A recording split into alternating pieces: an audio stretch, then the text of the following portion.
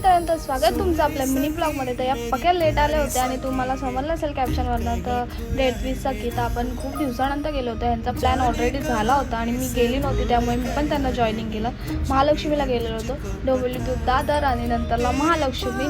तर मस्त दर्शन वगैरे पण मस्त झालं. मी तर लहान असताना गेली होती, त्याच्यानंतर आता फर्स्ट टाईम गेली आणि गर्दी नव्हती.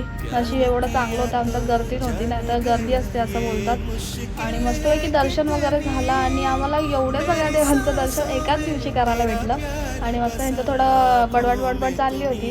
इथं पकवतच असते आणि आशीर्वाद वगैरे घेतला मस्त. आणि नंतरला आम्ही परत तिथे एक गणपतीचं मंदिर आहे तिथे गेलो. त्याच्यानंतरला थोडं टिक्के वगैरे लावले होते, थोडा फोटोशूट वगैरे केला.